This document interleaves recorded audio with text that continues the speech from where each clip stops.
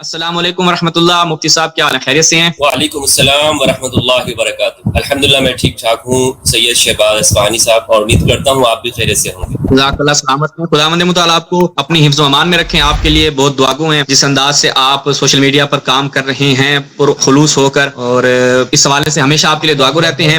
مفتی صاحب پروگرام کا جو عنوان ہے، ہم چاہتے ہیں اسی عنوان کو مد نظر رکھتے ہوئے پہلا سوال میں آپ کی خدمت میں رکھوں. آپ اپنی ابتدائی تمہیدی گفتگو کے ساتھ اس سوال کے جواب کو بھی ایڈ کیجیے. سوال جو ہے بہت زیادہ ہم یہ کہہ لیں کہ جو آپ نے پروگرامز کیے ہیں اور جو دوسری طرف سے سوشل میڈیا پر پروگرامز کیے جاتے ہیں اس موضوع کو لے کے، ہر ایک عام مسلمان کے ذہن میں یہ سوال ہے کہ آپ چونکہ اتنے پروگرامز کر چکے ہیں اس پہ، تو یہ سوال اٹھتا ہے کہ آپ چونکہ بے عنوان اہل سنت یہاں پر موجود ہیں، آپ اہل سنت کو یہاں پر جو اہل سنت منہج ہے، اہل سنت کا جو مذہب ہے اس کو بیان کر رہے ہیں. آپ کہتے ہیں کہ حدیث ثقلین کی روشنی میں اہل بیت سے تمسک کرنا ہے. رسول گرامی نے فرمایا قرآن سے تمسک کرنا ہے، اہل بیت سے تمسک کرنا ہے. سوال یہاں پر ہر ایک شخص کے ذہن میں آتا ہے کہ قرآن موجود ہے، اس سے تمسک بھی کر سکتے ہیں، لیکن اہل سنت منابع میں روایات اہل بیت تو نہ ہونے کے برابر ہیں، تو پھر اہل بیت سے تمسک کیسے کر سکتے ہیں؟ جی بہت بہت شکریہ آپ کا سید شہباز اصفہانی صاحب، اور اچھے سوالات سے لے کر آپ یہاں پر آئے ہیں.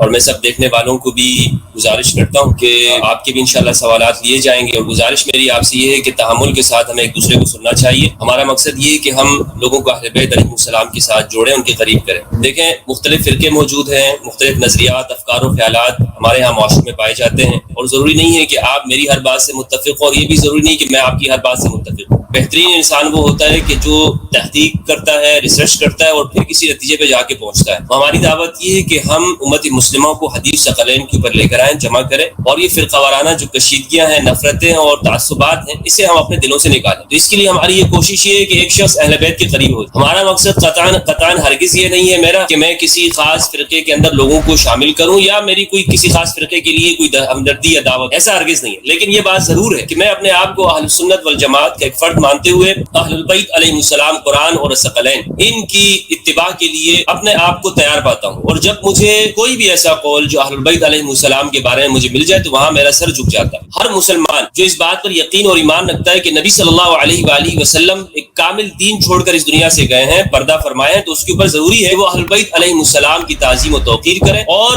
پورے دین کو لیں، جو کہ نبی صلی اللہ علیہ وآلہ وسلم نے مختلف مقامات کے اوپر حدیث ثقلین کا بیان کیا ہے. اب یہاں پر جو سوال عموماً پیدا ہوتا ہے کہ ہم مثلا ایک سنی افراد، اور مجھ سے خاص طور پر ہمارے اہل سنت افراد، چونکہ بہت سارے دوست یہ کہتے ہیں مفتی صاحب دیکھیں اگر آپ اس مسئلے میں متفق ہیں یا آپ یہ بات کرتے ہیں اہل بیت کی، تو آپ ایک مخصوص فقہ کیوں نہیں اپناتے، مخصوص طرز عمل کیوں نہیں اپناتے، مخصوص فقہ کے اندر کیوں نہیں آ جاتے؟ یہ سوال بہت اہم ہے. اس سوال کو میں اس کو تو بعد میں خیر ہم ایڈریس کریں گے، لیکن یہ بات جاننا ضروری ہے میرے بھائیوں کہ ہمارے اہل سنت والجماعت کے اندر اور ایک شیعہ عام فرد میں یا شیعہ خاص فرد میں بہت فرق ہے. کس اعتبار سے فرق ہے؟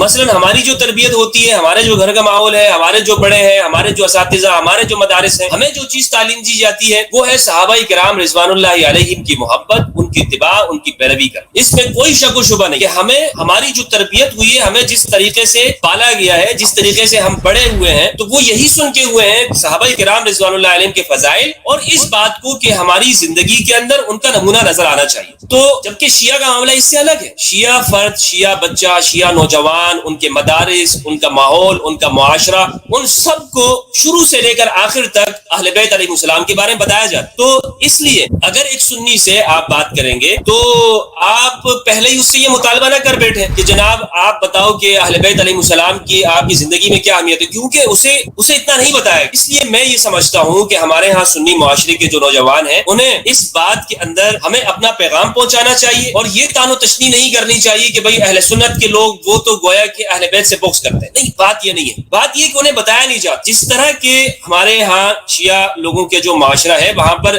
صحابہ کا اس طرح تذکرہ نہیں ہوتا جس طرح ہمارے ہاں ہوتا ہے. تو یہ فرق سمجھنا ضروری ہے. اب سوال یہ شہباز بھائی جو آپ نے سوال کیا ہے، روایات تو بہت کم ہے، تو پھر کس طرح سے اتباع اور پیروی کی جائے گی؟ اس میں کوئی شک و شبہ نہیں ہے کہ ہمارے ہاں اہل سنت منہج کے اندر اہل البیت علیہ السلام سے اس طرح روایات نہیں لی گئی ہیں کہ جس طرح دیگر افراد سے لی گئی ہیں. اس کے کیا اسباب ہیں، کیا وجوہات ہیں؟ کے لیے آپ کو تاریخ میں جانا پڑتا ہے، آپ کو دیکھنا پڑتا ہے کہ وہ معاشرہ کہ جس معاشرے میں اس زمانے میں کہ جب امام علی علیہ السلام کو سب و شتم کیا جاتا ہو. ایسا زمانہ اور ایسا دور گزرا ہے کہ جو اہل بیت علیہ السلام کے اوپر بالکل پابندیاں لگا دی گئی. کوئی شخص ان کے پاس بیٹھتا تو اس پر بھی یہ الزام لگ جاتا تھا کہ یہ شیعہ ہے یا یہ ہمارے مخالف فرد میں سے. مثلا آپ ہر دور کے سیاسی تحریکات کا جائزہ لیں, جس زمانے میں کسی سیاسی تحریک کے اوپر اتنی سینکشنز لگ جائیں, پابندیاں لگ جائیں, ایسا دور آ جائے کہ ہر فرد اعلان برات کرتا ہو کہ بھائی میرا ان کے ساتھ کوئی تعلق نہیں. ایسا زمانہ ہر شخص نے اپنی زندگی میں دیکھا ہو. تو جب وہ دور یاد کیجئے کہ جب امام حسین علیہ السلام کو ان کے خانوادے کے ساتھ ائمہ مطہرین کو کربلا کے اندر شہید کیا گیا, تو اندازہ لگائیے کہ دلوں میں کس طرح سے اہل بیت کے بارے میں پروپیگنڈا کیا ہوگا. ورنہ کوئی مسلمان یہ تیار ہو سکتا ہے کہ وہ اہل بیت علیہ السلام کے اوپر تلوار اٹھائے اور ان کے خلاف جنگ کرے؟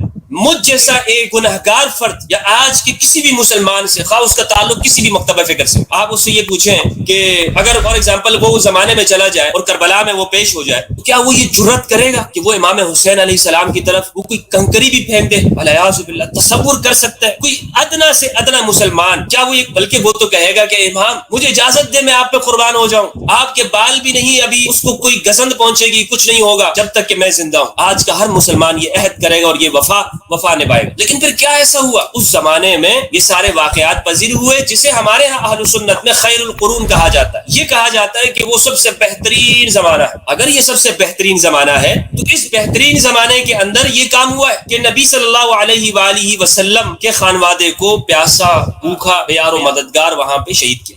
تو اب یہ سمجھ لیجئے کہ ہمارے ہاں جو اہل سنت کے 4 مذاہب ہیں, مالکیہ, شافعیہ, حنابلہ اور حنفیہ, یہ بنیادی طور پر اس کا زیادہ غلبہ ہے ہمارے اہل سنت کی. ہم اہل سنت پر روایات کا اتنا غلبہ نہیں ہے, احادیث کا اتنا غلبہ نہیں ہے. ہمارے اوپر فقہاء کے اقوال کا, ان کی تعویلات کا اور ان کی سمجھ بوجھ اور ان کی فقہ کا اثر زیادہ. یعنی حنفیت اگر بر صغیر پاک و ہند کے اندر دیکھیں, افغانستان میں, تو یہاں پہ حنفیت کا زور ہے, غلبہ ہے. عرب کے ممالک میں دیکھیں تو وہ تقسیم ہے, شافعیہ کے اندر, حنابلہ میں اور مالکیہ, یہ تقسیم ہے. لیکن بخاری مسلم سے استدلال کرنے والے بہت کم افراد ہیں, بہت کم, قلیل اور نادر ہیں. قلیل بالکل, یعنی جو کہتے ہوں کہ بھئی ہم صرف حدیث سے استدلال کریں گے, اور جو لوگ کہتے بھی اپنے آپ کو اہل حدیث ہیں, وہ بھی دراصل کسی ایک مخصوص شخص کی پیروی کر رہے ہوتے ہیں. اس لیے ہوا یہ ہے کہ اس زمانے میں جو بنو امیہ اور بنو عباس کے زمانے میں یہ فقہ, ان فقہا یہ موجود تھے, یہ ترتیب دی گئی ہیں, تو اس میں انہوں نے نام نہیں لیے کہ یہ ہم کہاں سے اخذ کر رہے ہیں, اس مسئلے کو ہم کہاں سے لے رہے ہیں. یعنی امام ابو حنیفہ 2 سال امام جعفر صادق علیہ السلام کی شاگردی میں زندگی گزارتے ہیں,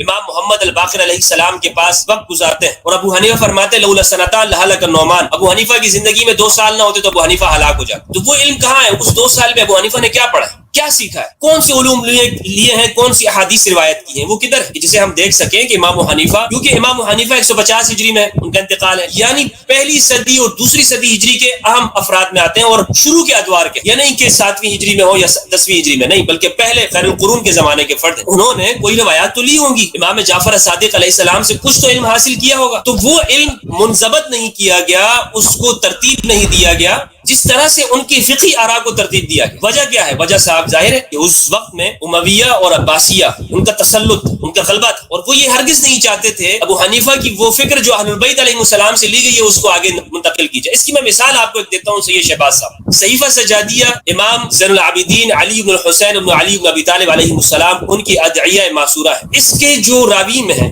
امام زید علیہ السلام اور امام جعفر صادق علیہ السلام. امام زید جب ان کی شہادت ہوتی ہے تو اس سے پہلے وہ ان کے جو شاگرد ہیں یحییٰ, وہ اس کو نقل کرتے ہیں. امام جعفر صادق علیہ السلام کے ساتھ ان کی ملاقات ہوتی ہے تو وہ ان سے جب بات کرتے ہیں کہ وہ کہتے ہیں کہ اپنا صحیفہ دکھاؤ جو تمہارے پاس نقل موجود ہے. تو جب وہ ان کی بارگاہ میں پیش کرتے ہیں تو وہ بالکل ایک ہی ہوتا ہے, اس میں کوئی اختلاف نہیں ہوتا. وہ کہتے ہیں کہ مجھ سے یہی صحیفہ زید نے بھی مانگا تھا لیکن انکار کیا تھا. کیوں انکار کیا؟ اس کی وجہ لکھتے ہیں, اس کی وجہ یہ ہے, بیان یہ کی جاتی ہے, کیونکہ امام جعفر صادق علیہ السلام سمجھتے ہیں, اور یقین ان کو پتا ہے کہ حالات کس طرح سے, وہ صاحب بصیرت فرد ہیں, کہ یہ لے لیا جائے گا, اس کو چھین لیا جائے گا, اور بنو امیہ کے پاس اگر یہ پہنچ گیا تو وہ اس کو چھپا دیں گے. وہ علوم کو چھپاتے تھے, جو یعنی یہ خوف موجود تھا کہ بنو امیہ کے پاس اگر یہ چیز جائے گی تو پھر تو یعنی وہ اہل بیت علیہ السلام کی علوم کو محو کر دیتے ہیں, اس کو مٹا دیتے ہیں. تو یہی حال اس کتاب کے ساتھ بھی ہوگا, اس صحیفے کے ساتھ بھی ہوگا. اسی لیے امام زید علیہ السلام کو انہوں نے نہیں دیا تھا, یہ اس کی وجہ بیان کی جاتی ہے, بتائی جاتی ہے. الغرض کہنے کا مقصد یہ ہے کہ ہمارے ہاں نہیں. اب سوال یہ ہے کہ پھر اہل سنت پیروی کیسے کریں؟ دیکھیں ہمارے ہاں یہ جو فقہاء ہیں انہوں نے جتنے مسائل بیان بیان کیے ہیں نا، تو یہ میں تو اس کو کہتا ہوں تقیتاً بیان کیے ہیں، انہوں نے نام نہیں لیا ہے. مثلا امام شافعی رحمہ اللہ نے بہت سارے مسائل وہ اہل البیت علیہ السلام کی فقہ سے لیے اور بیان کیے. نماز میں بسم اللہ بالجہر پڑھنا ہے، امام مالک نے فرمایا کہ نماز میں آپ ہاتھ ارسال کر کے نماز پڑھیں. ہر فقیہ کسی نہ کسی طرح سے اس مسئلے کو بیان کر رہا ہے، لیکن وہ نام نہیں لے رہا کہ یہ میں کہاں سے لے رہا ہوں مسئلہ. اس کے اوپر اتنا پریشر ہے، اتنا دباؤ ہے کہ وہ یہ نہیں کہہ سکتا کہ یہ اہل بیت علیہ السلام کی فقہ ہے یا وہ ان کے اقوال ہے. اس لیے ہمارے ہاں جہاں تحقیق کے ساتھ ہمیں یہ بات معلوم ہو جائے کہ امام علی علیہ السلام کا موقف کیا تھا کسی مسئلے میں. مثلا آپ کو یہ معلوم ہو جائے، ایک سنی کو یہ پتا ہو امام علی علیہ السلام صفین میں کہاں ہے، جمل میں کہاں ہے، تو پھر یہ اس شخص کے لیے واجب ہے کہ وہ علی علیہ السلام کے ساتھ وہ یہ کہے کہ حق علی کے ساتھ. بنیادی مسائل کے اندر ناصبیت تو اسی چیز کا نام ہے نا کہ ناصبی ان مسائل میں بھی علی کو حق پہ نہیں مانتے ہیں کہ جو ہمارے ہاں اہل سنت میں موجود ہے اور جس میں واضح نصوص ہے، صراحتاً موجود ہے کہ علی حق کے ساتھ ہے اور حق علی کے ساتھ، لیکن ناصبی وہاں بھی انکار کرتا. اہم بات یہ ہے کہ یہاں تک اس لوگوں کو لایا جائے اور سنی نوجوانوں کو یہ معلوم ہونا چاہیے کہ امام علی علیہ السلام کا اس بارے میں کیا موقف ہے، اہل البیت علیہ السلام کہاں پر ہیں. افسوس یہ ہوتا ہے کہ انہیں پتہ بھی چل جاتا ہے کہ حق علی کے ساتھ ہے، لیکن پھر بھی یہ تعویل کرتے ہیں نہیں ہم نے اس میں زبان بند رکھنی ہے اور ہم نے خاموشی اختیار کرنی ہے کیونکہ دوسری جگہ کے اوپر وہ ان کے فیوریٹ بندے ہیں، وہ ان کے فیوریٹ اشخاص. یہ بات اچھا